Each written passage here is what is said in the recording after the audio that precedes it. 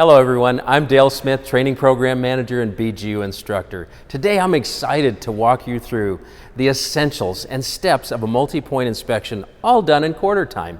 But first, let's talk about the stoplight method. We'll explore its components and how it enhances our inspection flow.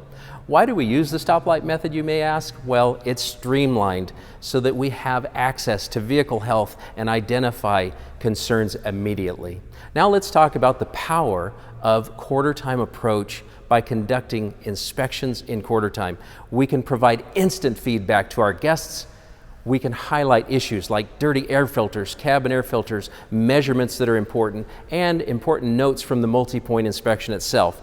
This approach empowers our guests to make an informed decision. They can opt for additional services and repairs while they wait, or they can schedule an appointment in upcoming weeks before any concerns escalate.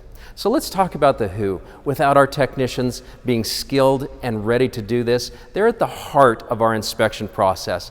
They perform this comprehensive inspection before every service, whether it's on paper or digitally. Here's how. Without organization, organized tools, we will not have the success. It's essential for that success. A good pen, a high-powered flashlight, a Sharpie for our oil stickers, brake lining measurement gauges, tire tread depth gauges, and much more. Remember, a well-organized toolkit sets the tone for achieving quarter time seamlessly.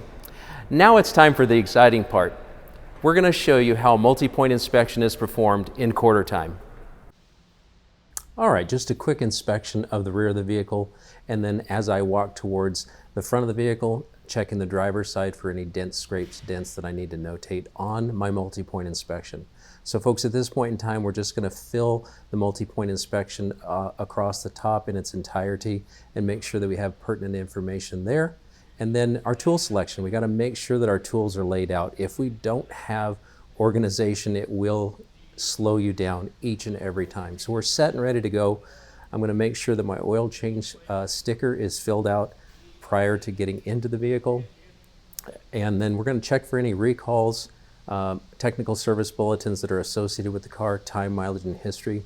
And then I'll walk up to the door, make sure I do a quick inspection on the outside before I jump into the cabin area. So folks, then I'll start looking at the instrumentation, make sure that there's no lights that are illuminated. And in this case, there was a tire pressure monitor light that was illuminated, so I made the quick notes. Getting into the HVAC, we got to check for heating and cooling controls and make sure that that's all functioning correctly. And if there was something that I would need to notate, I would just do that. In this particular case, everything was fine. Just a quick wiper front and rear to make sure that we don't have any streaking, and wiper function is doing just fine. Okay. We didn't have any streaking. Then I like to use reflection. Whether it's the front of me, those shiny toolboxes, I check the lights, and then I'm using the reflection off a vehicle in the back. This way I don't have to exit the car, and I still can check all my lights right there from the cabin. This saves me quite a few minutes on my multi-point inspection time. And if we're going to do multi-point inspection in quarter time, time is everything to us. I'll make sure that I change the sticker on the windshield and then the oil life index. I'll make sure I reset that before I exit the cab area. And then last, I got to make sure I wipe down my fingerprints, folks. I don't know about you, but if you got into your car and you saw fingerprints all over the glass, it probably would not be too good. So now I'll exit the vehicle, and then don't forget to pull your hood release, because that's leading right up into the next part of our steps. I'll do a quick wipe down of the windshield to make sure there's no water standing on the windshield, as well as make sure I do a physical inspection to the rubber blade. Make my notations on my multi-point inspection, and now we're going to get straight into underhood. So we've done our interior checks, now we'll gravitate right into underhood. Folks, I use the multi-point inspection as the guide. So if everybody says, hey, I need a step-by-step, let's look at the multi-point inspection and start with that. That'll guide us exactly where to go. Fender covers, I love using them. That way I don't scratch the guest's car. I'll check my windshield wiper fluid and make sure that that's good. Now I'll check battery leads for tightness and see if there's any corrosion on my battery leads. So I'll check for the battery condition. Then I'll check the coolant reservoir and the brake reservoir to make sure that the fluid levels are up to par. Quick visual inspection, and it really helps if you have a bright flashlight I chose one that it just goes right in my pocket, and then we'll look for any loose things or debris that could be under there. This particular one, we found a fuel line that was disconnected from its perch, and we re-secured that. If there's no mice droppings or anything like that to notate, we're going to get on to our next step. Now here's the physical portion, and we'll really check the coolant and make sure that the pH level and the freeze protection is up to par. Now this particular test strip, it does break as well, so I've just spun it around. We'll check for parts per million of copper in our brake system. Test strips, folks, they're the way to go so that we can recommend a service to the guest without overselling. If it needs it, that will tell us. Quick inspection of the rubber seals on the caps, and then I give them a quick wipe down, and it's just a secondary check to make sure I got them tight and as well that they're clean.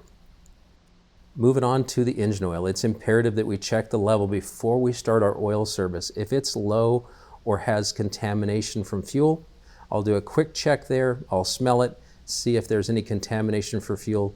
In this particular case, everything was A-OK. Quick stop, make my notation on my multi-point inspection. It's imperative that we get back to that and make our notes as we're going so we don't forget anything. Okay, I'll just clear the top away so that we're ready to get into the next steps of our inspection. Okay.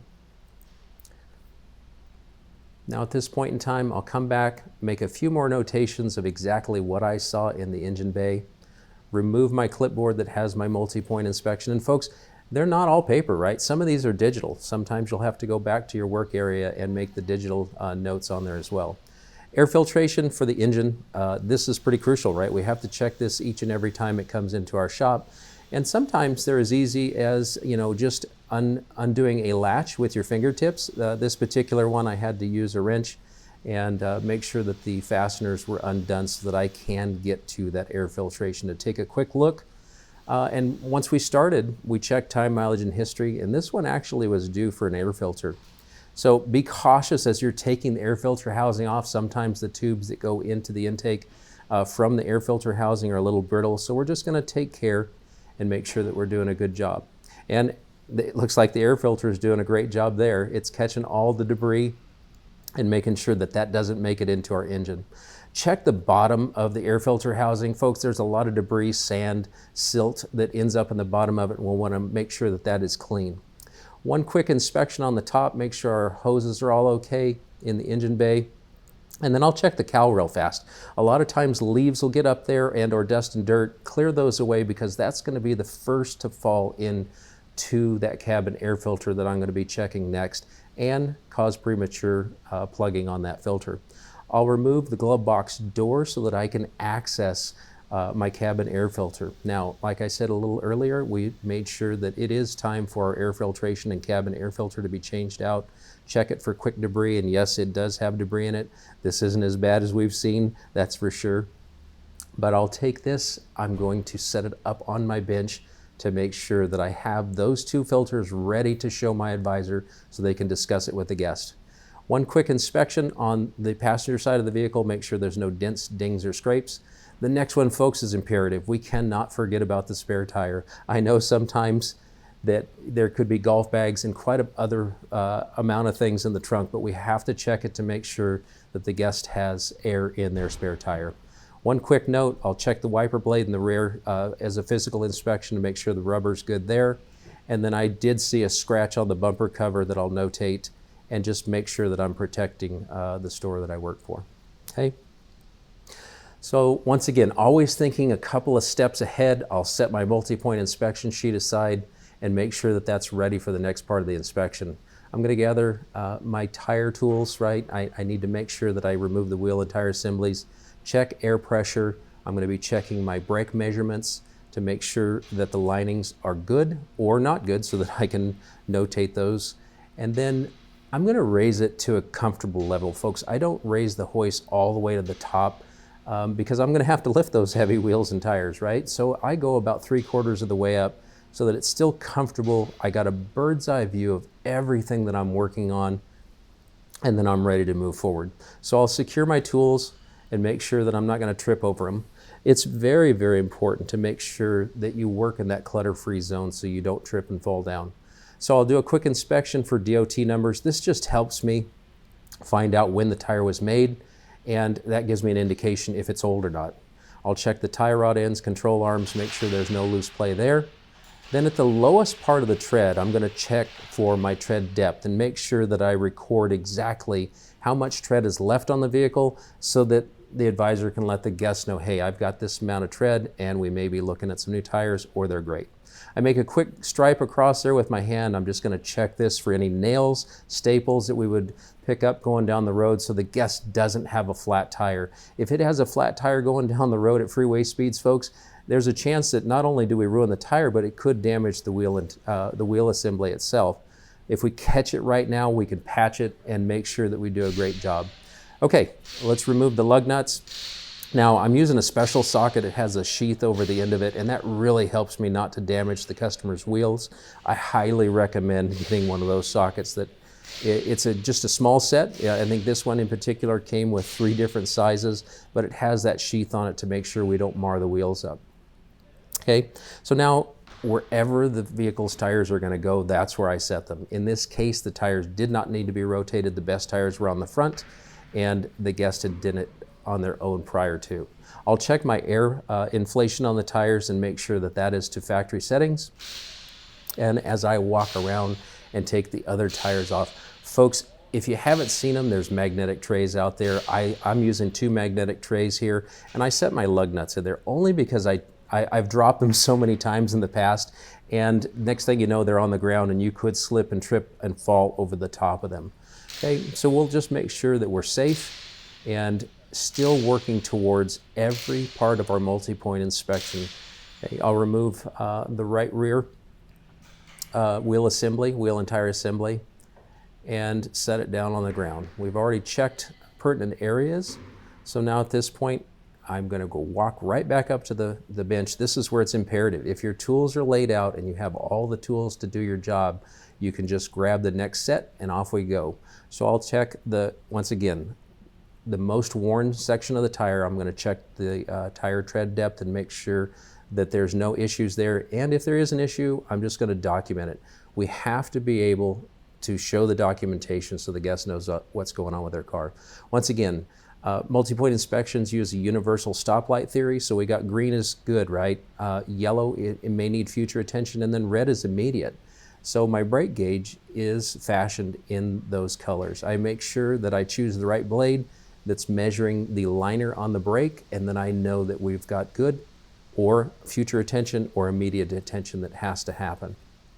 Okay.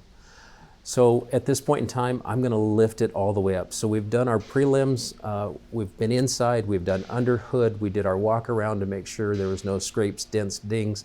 Our spare tire's been done, wheel and tire assemblies are off. Now at this point in time, I'll stop and notate it. I can't express how important it is when we're doing quarter time to stop after each section and make sure that I'm caught up on my multi-point inspection form. Okay.